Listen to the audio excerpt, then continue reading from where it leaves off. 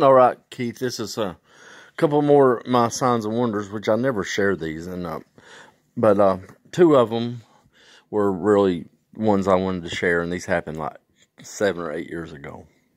And one was on the way to my house from a gig I did with a set of drums. I played drums sometimes with my dad's band, and actually the night the sign of wonder happened was a month or two past after a terrible wreck.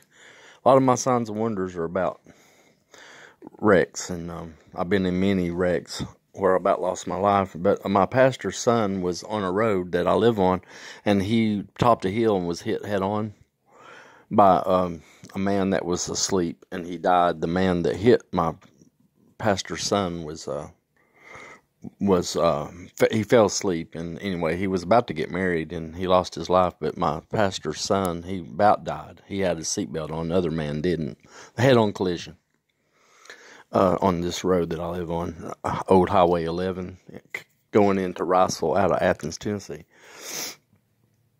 And he hung on to life, my pastor's son. He was a football player, played for a university out of North Carolina. And they actually would have played UT the next year, and he was the backup quarterback. But he came out of Athens, Tennessee, McMinn County High School. Very, very good, talented athlete. But, of course, the wreck ruined his football career, but he hung on to life. He was on life support. He had a bruised sternum, all internal organs bruised, and could have died. And there was a lot of people in prayer. A lot of my friends, and I wasn't really attending church at that time, but about 2 months after that, I never wear my seatbelts, and I travel that road, and it's really a bad road, very, very, very hilly and curvy, and people drive fast and text, but this man fell asleep and crossed the yell and hit him. But about 2 months later, make this short, I was playing drums. I was playing guitar, but a friend of mine was playing drums. I do drums too, but we left a gig at the Senior Citizens, and I was driving a little Honda Civic, and we put all the drums in the back seat like we usually do. And the last thing I put in the car was some cymbals in a cymbal case, nylon Zildjian cymbal case, which had a strap and two handles and a shoulder strap. Well, I laid the cymbals in the back behind my driver's seat. Just laid them down there, put them in the floorboard leaning up against the back seat, two-door car. And when I got home, we was unloading the drums, and I went to grab the cymbal case out, the Zildjian nylon cymbal bag, and it wouldn't move. It was like caught on something, and I kept pulling, and Jeff went around, the drummer. He went around and investigated. I said, Jeff, look at this. And the strap of the cymbal bag went underneath the seat and was wrapped around the seatbelt bar and then reattached automatically by itself. And it was so tight, the cymbal bag it was fastened to the floorboard very tightly. And that shoulder strap, there's no way that could happen by accident. That shoulder strap was unhooked. It had little hooks on both sides of the shoulder strap.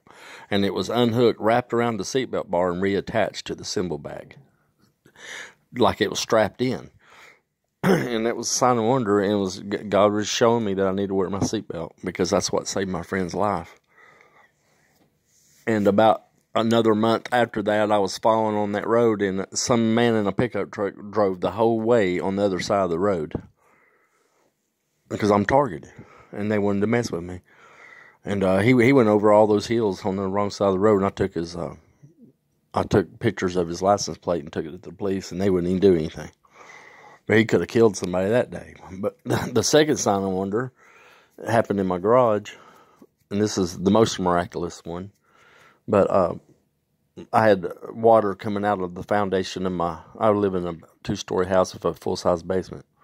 And water was seeping into my garage out of the foundation. And my roommate saw it.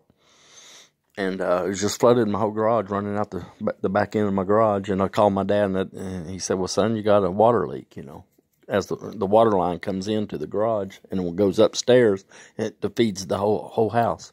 The main water line, I'm saying, okay, it's busted. because it was seeping through the brick into the garage. Well, a friend of mine had a T-bar, so he let me borrow it, and I turned the water off, and we started digging down. I started digging down to where the water line comes in. And my friend's a truck driver, which went to New Life, got a degree, 2 years degree back in the 90s, Tim Potter. And he's a truck driver, he's backslid and does not serve God anymore, which I don't either. Wasn't either serving God at all, hardly. And we dug down and went all the way down to where the pipe was. And it was a copper pipe going into the house. And above the water line was a little copper pipe sticking out of the wall. And I didn't know what that was. And I said, well, okay, Tim, turn the water back on. We'll find out exactly where the leak is. So when he went down the road and turned the water back on with the T-bar,